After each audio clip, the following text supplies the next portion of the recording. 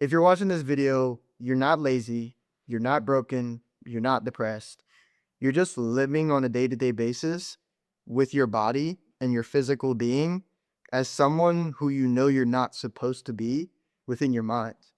And that gap of not being the person that you want and know you can be in your mind and living a completely different way in your physical being is creating that gap of you not being where you want to be. And it's as simple as that. And look, I know all this, and the reason I even come and say it is because it all comes back to your mental health, your mental perspective, the way that you actually look and think about things on a day to day basis. And I've had a couple of my clients come to me recently talk specifically about mental health. And over the past 2 to 3 years of my life, I've also gone through a lot of ups and downs of going through mental health spurts of not feeling the way that I want to feel, and then also having a lot of ups, so feeling the way that I want to feel and executing the way that I want to execute.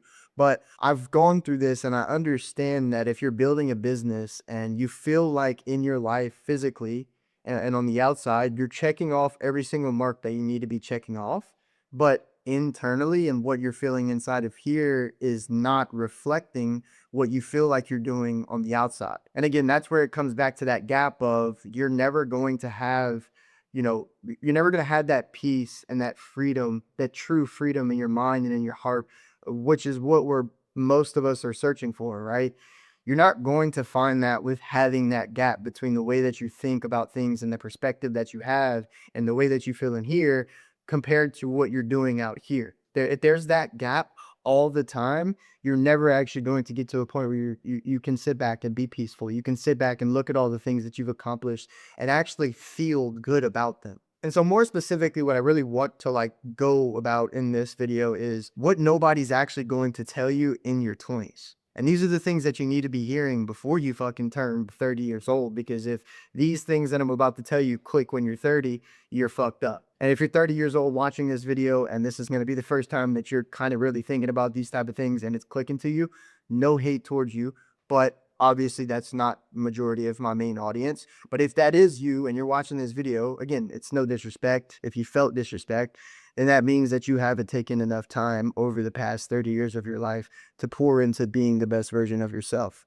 mentally, physically, in all aspects. And again, no disrespect there. And if you happen to be early 20s and you're hearing this, you don't want to be the 30-year-old that's hearing this for the first time or having this click in their brain for the first time. So what I'm about to say to you, let it be heard. Understand what I'm saying. If you have to watch this video multiple times, hear me multiple times, do it. So the first 18 years of your life, you are literally being told who to be.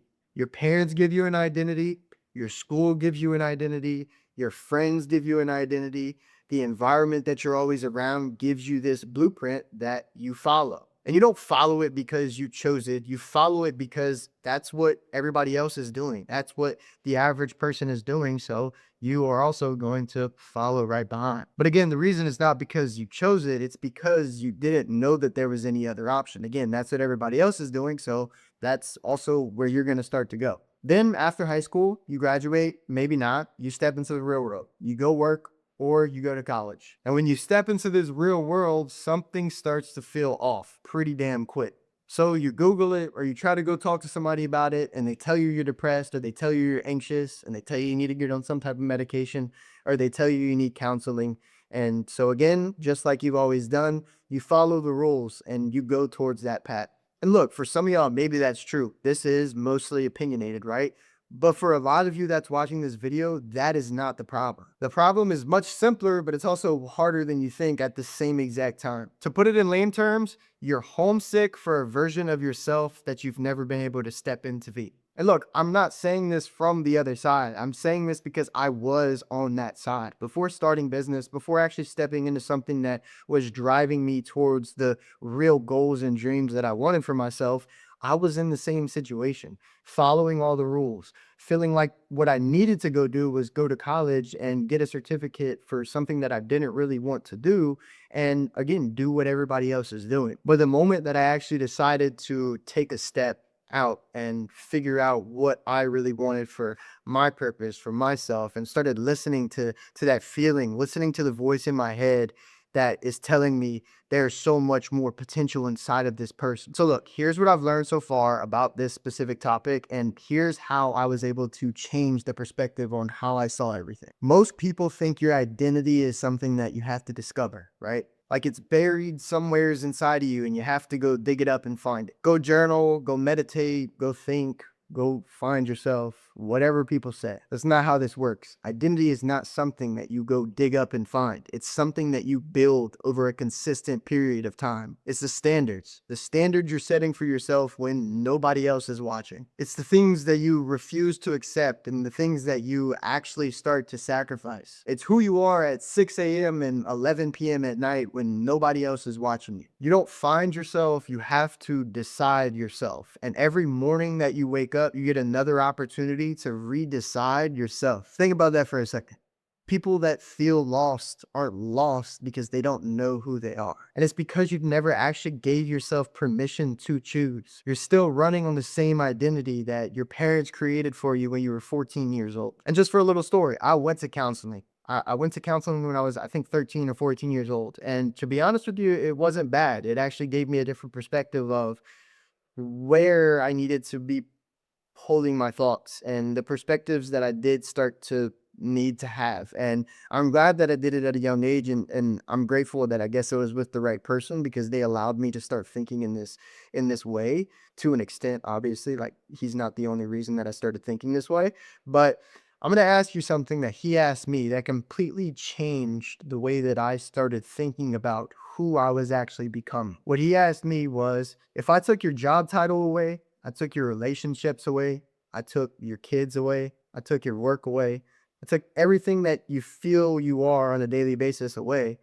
who are you actually going to be? And the way he asked me wasn't exactly in that wording. It was geared more towards my life at the time. But if you can ask that question to yourself and you can't answer it, it's okay.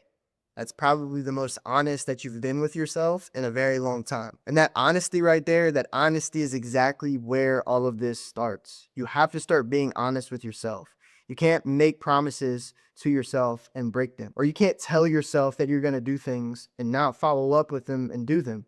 Because every time that you tell yourself that you're going to do something, you don't do it, or every promise that you made to yourself and break it, you're losing your own self confidence. You're losing the ability to actually trust yourself because every promise that you break, it gets easier and easier and easier.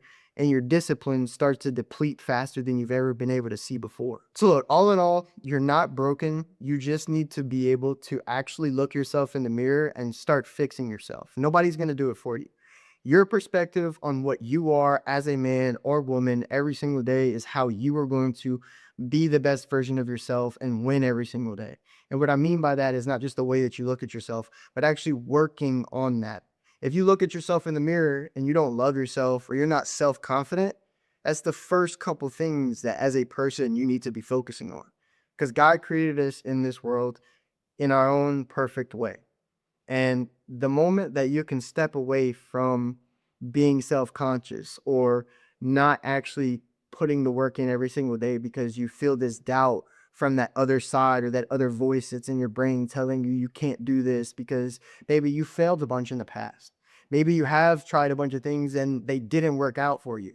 And so now you have this limiting belief inside of your head saying, I can't do this because I'm a failure. I have this doubt because I've tried things before and I'm never good at anything. And words have so much more power than we think, man. It's words and the things that you read and the things that you take in, whether it's words or just listening or reading, whatever it is, when you take in certain things, you're subconsciously training your mind to believe and see things in those ways, in those perspectives. And if your entire life, over a very long, consistent period of time, you've been being told these negative things or you're telling yourself these negative things, you're subconsciously training your mind to be negative.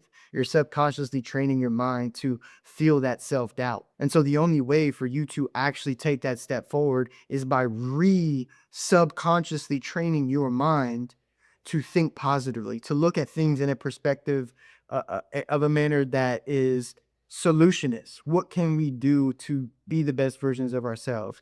What can I take away from this situation to learn to be better for the next time? Not always in a situation of, man, I fucking hate this shit because this happens every single time. Or like, instead of thinking about things in that negative manner, and I know that's not the only example that's going to necessarily resonate. It can be anything else, right? It can be anything from, you know, something bad happening to you and you're down the entire day, which look like feelings and emotions is fine, but you have to get to a point where you start looking at these things in a perspective of what can I actually take away from every situation in my life, good or bad, and use it to continue to be better or to be better than the last time. Again, good or bad. So look, overall, you're not broken. You just need to start actually stepping into fixing yourself, being the best version of yourself, and being self-aware. Because having that awareness all the time, and awareness I'm talking about is the things you're taking in, things you're training your mind with, the things you're reading, the things you're hearing, the environment around you. These are all things that are going to play into how you're actually dealing with situations on a daily basis.